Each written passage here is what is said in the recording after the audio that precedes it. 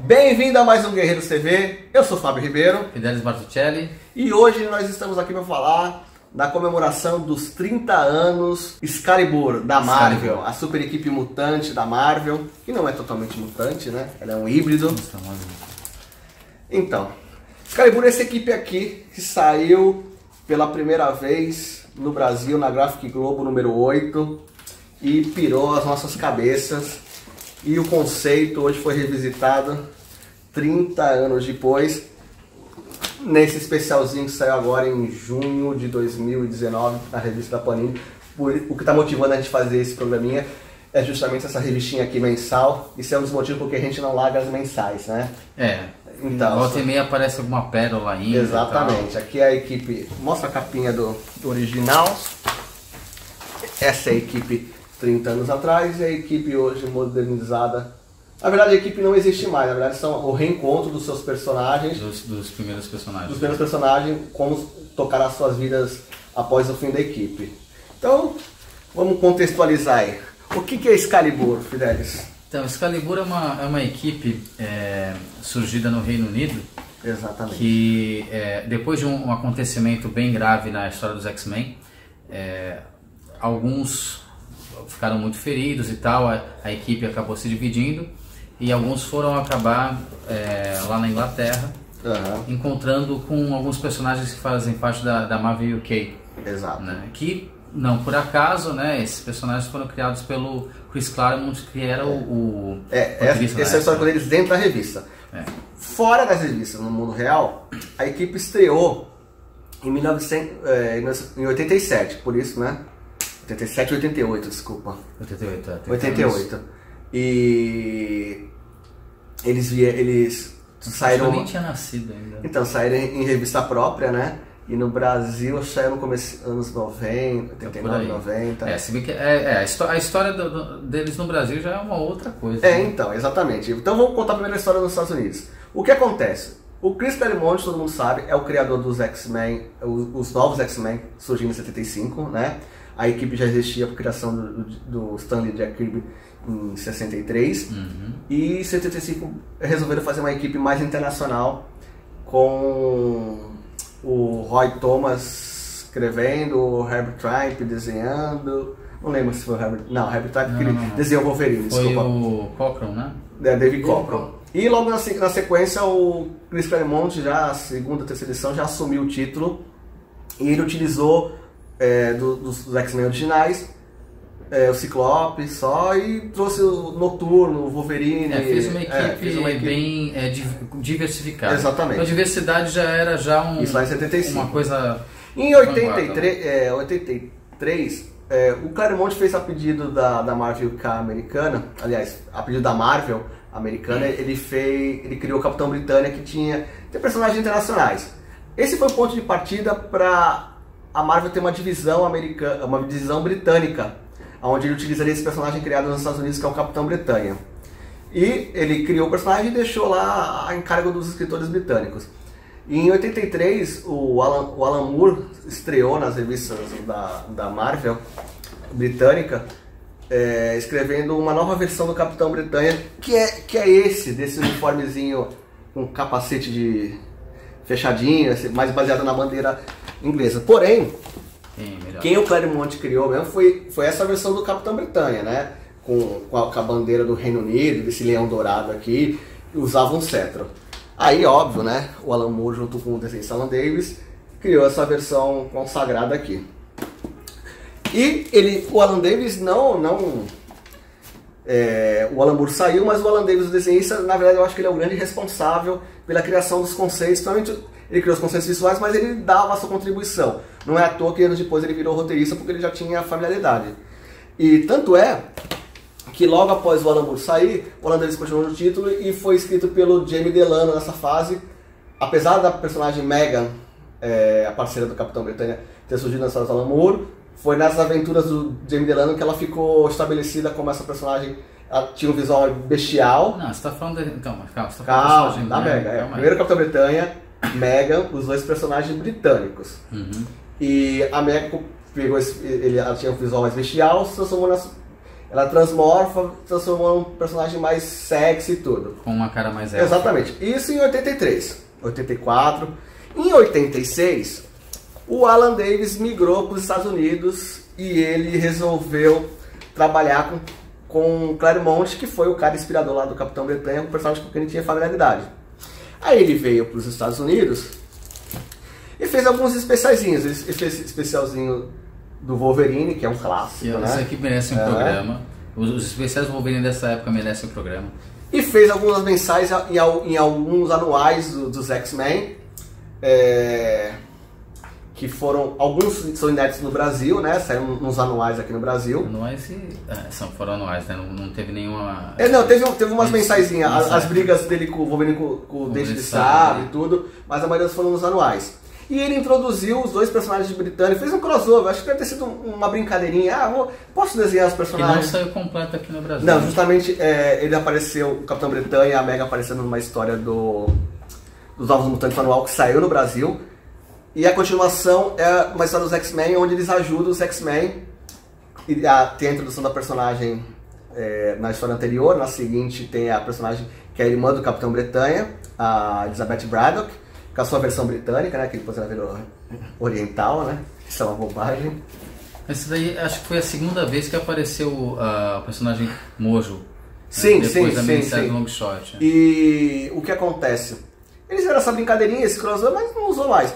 Curiosamente, os dois artistas, o criador Chris Claremont, que ele era onipresente nos títulos mutantes, não deixava mais ninguém escrever, ele resolveu fazer um título, aproveitar o talento do Alan Davis e fazer histórias com uma mistura dos personagens, alguns dos X-Men, porque eles estavam passando por uma fase muito difícil, eles estavam meio desconfigurados, eles tinham passado por uma fase muito...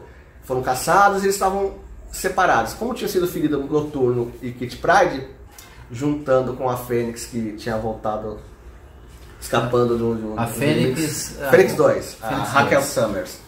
E ele encaixou, formou a equipe Excalibur, né, com essa configuração aí, Capitão Bretanha, Megan, Fênix 2, Kitty Pryde e Noturno. Cara, os personagens já foram escolhidos a dedos, porque o Capitão Bretanha, a princípio quem pensa que ele era o típico personagem líder, bonitão, com uniforme emblemático, ele era o Capitão América, mas se engana, né? Inseguro. Extremamente inseguro, porque as histórias britânicas do Capitão Britânico tem essa pegada dele meio... Ele é um grandão meio bobalhão até às vezes, ele não era um cara com potencial. Eram histórias mais, até colocadas um pouco no humor, né? A Mega era parceira dele, também não tinha muito desenvolvimento, ela é uma personagem muito ingênua, mas ela tinha os poderes de transmorfo que eram bem interessantes. A Fênix 2 tinha esse trauma de ter vindo do futuro onde os mutantes são caçados, né? E quando ela volta pro presente, ela descobre que os pais dela tiveram um filho homem e não uma filha mulher. Então ela deduz que ela está numa realidade alternativa. Kitty Pryde, na personagem a ninfa dos X-Men, e aí nas histórias do Excalibur ela vira praticamente a líder, né? Ela é a líder de fato do Excalibur, ela é mandona, ela amadurece nessas histórias. E o Noturno é o galante bom coração. Ele é o herói de capa e espada. Exatamente. E legal que os dramas dos personagens davam a tônica da história. Por exemplo, tinha um triângulo amoroso entre Megan, Noturno e o Capitão Britânia. O Capitão Britânia e a Megan eram um casal e o Noturno se sentia atraído pela Megan porque ele confessa em umas histórias. Eu tinha... Como não se apaixonar por uma transmorfa que se transforma nos seus maiores desejos e ela é doce como uma criança... E o Noturno tinha esse problema com a aparência, né? Tem orelhas pontudas também. E azul, e a Mega se transformava nisso. Então, dava tônica, eles viviam num farol, começaram a viver aventuras em múltiplas realidades, que são conceitos criados pelo Alan Moore. Alan Moore influenciou tanto na DC, na criação do selo Vertigo, nesse cantinho aí do universo mutante, né? Esse cantinho britânico. Então, Alan Moore é um deus mesmo, né? Mas Alan Davis, né? É o cara que prolongou isso, soube explorar bastante junto com o Claremont. Essa sequência inicial do Excalibur foi publicada no Brasil pela Panini, né, em 4 encadernados. Tá faltando acho que só a fase final, porque o Alan Davis sai. Na verdade, pelo que eu vi aqui, acho que foi até o número 28. Então ele volta, ele volta nos 50. Perto dos 50. Ele volta perto dos 50. No Brasil publicou 38. Tudo, no Brasil publicou tudo. Porque saiu os especiaizinhos na época da Abril, mas a Panini tá republicando esse material. É que nos Estados Unidos publicou só a fase do Alan Davis, né? A fase que ele abandona o título não foi republicado encadernado. Mas a equipe acabou se desfazendo. Teve uma fase pelo Warren Ellis, que não foi muito vindoura, né? Muito duradoura também. A equipe se desfez. Curiosamente, no momento de hoje... Não, sem contar que teve outro título Excalibur aí, que não, assim, não tinha exatamente alguma coisa a ver com Excalibur. Apenas o nome era Excalibur e tinha o Xavier e Magneto e tal, durou 14 edições. Não... porque a logo é muito bonita, ela simboliza as duas espadas, né? Que Excalibur é a espada emblemática do rei Arthur, rei da Inglaterra. Então o título é muito importante, o nome é chamativo, mas nunca mais souberam emular esse espírito. Essa graphic novel que saiu no Brasil, aí a história no Brasil, né? Contando mais a história nos Estados Unidos, a história no Brasil. Ela saiu numa fase em que a Abril detinha o monopólio de todos os personagens da Marvel e da DC. E a gente não tinha nenhuma noção, assim, às vezes, do que estava rolando nos Estados Unidos, era muito difícil obter informação. Exatamente. Nós não tínhamos internet, revistas especializadas eram revistas pequenininhas, com pouco texto. E tinha os correios das revistas, né? Tinha sessões de cartas. O Recado Devia. O Recado Devia, que era uma importadora que trazia, mas elas faziam resuminho das histórias, ela não contava muito os bastidores. Mas o que acontece? A Abril, a Marvel parou de dar o monopólio, ela dava prioridade. E como a Abril não manifestou interesse pelo Excalibur, até porque a diferença era de 4 anos, ela não manifestou interesse, aí foi uma cagada. A editora Globo, que já estava correndo por fora, pegando material europeu, material alternativo da Vertigo. Mas Sandman, tá certo. E ela falou, querem entrar no mercado de super-heróis, e pegou lá o Excalibur, Quarteto Futuro, Pantera Negra, o novo Motoqueiro Fantasma, Danny Cat, e veio o Excalibur. Guardiões da Galáxia. Na revista Marvel Force. Isso. Só que ela começou com essa graphic novel, porque tinha uma coleção chamada Graphic Globo, que eram histórias variadas. E essa que saiu. Cara, me chamou tanta atenção, porque eles tiveram que fazer um textinho, porque era diferença de 4 anos. Então eles contaram 2 anos, na metade, o que aconteceu com os X-Men no Massacre de Mutantes. Era como se fosse o spoiler da internet dos dias de hoje. Mas de 4 anos de publicações. De 4 anos de publicação.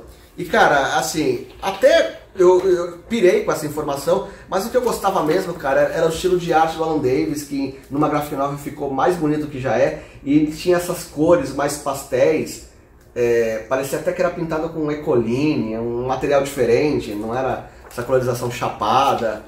E, cara, eu tentava emular esse traço o tempo inteiro. Não é à toa que quando eu fui na CCXP pegar o toque do Alan Davis, acho que eu autografei umas 20 revistas dele, porque eu sou muito fã dele por conta dessa edição aqui. Saiu essa graphic novel com a origem do Excalibur. E ele te atendeu bem? Atendeu bem, cara. Ele também me atendeu super bem, fez sketch e tudo. Eu comecei a elogiar o trabalho dele e ele começou a atender bem. As pessoas chegam lá só jogando a revista para ele assinar, é óbvio que o cara não vai ser só sorrisos, né? Ele não tem essa obrigação, tem muitos artistas que assinou são até assim, clandestino pra mim. Explicou que ele não era muito fã, mas ele assinou. Sim. Então, assim, ele fez essa obra maravilhosa, a revista Marvel Force publicou pelo menos umas 6 edições, até que a Abril retomou os seus direitos do Excalibur e passaram a ser publicados nas revistas do Wolverine. Republicou as primeiras edições e continuou as histórias inéditas, foi indo até o fim. Inclusive publicou até a fase do Warren Ellis também, publicou o retorno do Alan Davis e acabou como tinha que acabar. Foi na edição 50, né, que fechou. Exatamente, ele voltou, o Alan Davis retornou para fechar a história como roteirista também, né? Ele assumiu antes, saiu, voltou como roteirista. Aí entra então essa parte que, primeiro, dessa questão, a minha contribuição com a sensação dessa parte no Brasil, quando surgiu, eu não entendi nada, eu falei, mas de onde veio, por que o Noturno está aqui e tal. E isso me deixou angustiado. Também deixou angustiado. Mas é legal que... Eu não tinha dinheiro para comprar revista, ficava muito... Justificar. Ele deixou incipiente a nossa vontade de procurar informações. A mesma situação que foi com Crise nas Infinitas Terras, onde dá de cara com um monte de personagens que morreram todos naquela saga, e aí nós começamos a buscar revistas para saber quem eram aqueles heróis. A mesmo fenômeno aconteceu com Excalibur. o que aconteceu antes com os X-Men, aí virei fã dos X-Men de vez, não perdi mais uma edição, procurava matéria sobre, algumas revistas surgiram na sequência, o Wizard, Revista Herói, então os fragmentos iam surgindo, né, depois em 2001. A gente vai montando pro quebra-cabeça. Exatamente. Mas marcou muito, né, cara, e... Agora, fala. Uma das coisas assim que eu acho que a gente tem que falar de qualquer jeito é o seguinte, né, a Panini ela publicou até agora esses 4 volumes, né? Sim. E a gente espera que publique mais. E o primeiro do Capitão Britânia do Alan Moore, da fase do Alan Moore. E a gente espera que publique mais e que você aí, leitor, que não conhece, molecada nova aqui, que nunca viu esse material, compra, estimula a publicação disso daqui, porque até os 50 pelo menos vale muito a pena. É um título que começa com essa pegada um pouco mutante, mas já coloca o pé em todas as coisas assim malucas que tem no quadrinho europeu também. Sim, é um ponto de partida pro quadrinho europeu. Se você depois quer migrar pra Juiz Dredd, Miracle-Man, começa com Excalibur, cara, porque ele tem um texto bem tranquilo, bem levezinho. Ele sai daquela carga dramática pesada que os X-Men estavam vivendo naquela época, apesar de muito interessante. E ele tem toques de humor, né? Esse humor mais suave. Então, né? Aí eu tava lendo esses dias isso daqui e aí caíram alguns insights. E por isso que eu acho que agora tu vai ver esse filme do Homem-Aranha também, vai explorar essas questões aí do estado lá do Thanos com relação à parte de multiverso. E assim, se te agrada, agora teve também o Homem-Aranha no Aranha-Verso. Se essas histórias assim dessa física quântica exacerbada te atraem, esse tipo de ficção científica, isso aqui é na veia. E assim, veio numa época em que de repente isso era explorado só em algumas grandes sagas, mas já no começo aqui começa essa questão aqui de portais e tal, e ele lida com um tipo de situação para a equipe que é de um nexo de realidades. Então, em muitas literaturas você tem essa questão de lugares que são, na verdade, um cruzamento do espaço e tempo, e a partir daí você pode ver várias versões dos personagens, várias versões de povos, a terra e tal, etc. E isso daí é algo que sempre suscita curiosidade. Uma das coisas que sempre foi curiosa, principalmente a partir da crise nas Infinitas Terras, é essa questão de ver várias versões diferentes, no What If, por exemplo, que a gente tinha. Então, sempre quem começou nessa época, além do quadrinho, tinha curiosidade pra caramba pra saber como é que era uma outra versão do Wolverine e tal. E isso aqui é um prato cheio, porque vai explorando todas essas nuances, né? Você falou, quando a gente estava conversando antes, sobre um personagem chamado Morlun. Não Morlun, o Kylun. O Kylun. Agora, eu espero que você pronuncie. A equipe é bem enxuta, ela permanece a mesma durante muito tempo. Lá perto do final do número 50, o Alan Davis trouxe alguns outros personagens em conceito de personagens britânicos utilizáveis lá na Inglaterra. Ele agrega, porque a revista é muito autocontida, ela não se mistura muito com os outros personagens do universo Marvel, nem com os personagens mesmo dos outros títulos mutantes, né? Ela tem o seu próprio casting. Mas aí ele vai puxando cada vez mais para essa questão do misticismo, até mesmo porque, como ele explica a questão do Merlin, o Merlin ele é um dos guardiões dessa coisa aí do multiverso. Sim. Né? E aí ele introduz os personagens no final que são bem típicos dessa parte de capa e espada. Só que também vai pegando outras estrelas. Porque olha, naquela época, quem é que fez isso também? Acho que o Grant Morrison, foi o Grant Morrison com o Zenith. Sim. Também trabalhou com realidades alternativas, mas tudo inspirado. Depois caiu a ficha. Quando eu estava vendo aquele personagem, o Kylun, estava lembrando de um nome que eu vi numa música do Blind Guardian. Depois eu descobri que era de literatura, que era Corum. Esse Corum é um personagem do Michael Moorcock, que é o criador do Elric, de Mani Bonet, e é uma das obras de ficção assim que fazem falta aqui no Brasil. E inspirou muita gente, né? Inclusive esses autores britânicos, né? Acho que o cara está escrevendo sobre essas coisas de espaço-tempo e várias realidades e personagens que são o mesmo em várias realidades diferentes e tempos diferentes há décadas. Então ele é praticamente um pioneiro nisso e você vê muito disso. Eu tenho para mim que o Kylun, esse personagem que aparece aí no final, ele é basicamente inspirado no Corum e outros também desses personagens que são a linha do Elric aí, que puxam essa parte aí da fantasia medieval, fantasia mas que trabalha com essa coisa de transcendência aí. Legal pra caramba. Fora, eles fazem muita referência a elfos, seres mitológicos, então assim, e é um gibi de super-heróis, né? É um gibi de super-heróis, por incrível que pareça. Então assim, quem lê essa edição recente do X-Men e não entender nada de quem são esses personagens, eles aparecem aqui todos atualizados, né? O casal aqui teve um filho, uma filha, e são convidados os outros ex-integrantes do Excalibur originais para visitar o filho e acabam se envolvendo numa aventura com a equipe toda reunida, mas eles voltam, cada um pro seu grupo, ele volta pros X-Men e o casal consegue separado. Mas eles estão morando caramba, qual que é o nome? A base do Excalibur? No Farol? Era o Farol, eles estão morando no Farol novamente, então tem toda aquela pegada nostálgica. A capa é do Alan Davis, né? A única atualizada são os uniformes aqui da Kitty Pryde, da Fênix, e o Capitão Britânia só criou a barba, a Meghan continua igual, né? Então, assim, que ele ganhou na fase do Hickman. Exatamente, então assim, se você tem um pouco de curiosidade, leu essa edição, não entendeu nada, vá atrás, porque o Excalibur tá recente, então dá pra achar esses encadenados clássicos, e vai numa pegada que ele é um pouquinho mais suave que o Títulos Mutantes atualmente são, né? Suave, envolve fantasia, envolve ficção científica, e de repente um adendo para as pessoas que gostarem, quem gosta de séries como, chutando bem alto assim a comparação, Friends e outras aí, que envolvem grupos de amigos que se entrosam pra caramba, se tornam praticamente uma família. Exato. E tal, e você se importa com eles muito até o final. Você quer personagens bem desenvolvidos, aventuras bem mirabolantes, assim, exercício de imaginação fabuloso. Esse é um título dos X-Men que é fora da curva. Exatamente. E essa edição fechou com chave de ouro, né? O reencontro. Deu até um gostinho de ver a equipe reunida novamente. Mas, né? Os Títulos Mutantes vão chegar a uma nova fase escritos pelo Jonathan Hickman, então não sei quais são os rumos da... É uma pena que assim, para reproduzir isso aqui, por exemplo, no cinema, acho que precisa de muito contexto e tal. Sim. Tudo. Mas quem sabe daqui uns 15, 20 anos... eu adoraria, porque eu gostaria de ver o visual do Capitão Britânia no cinema, que eu acho o uniforme mais bonito de todos os super-heróis, cara. Mas acho que isso a gente vê em breve. Então, a gente vê em breve. Fica a dica aí, uma revistinha mensal que vale a pena e os encadenados mais ainda. Até o próximo vídeo, galera. Um abraço. Falou.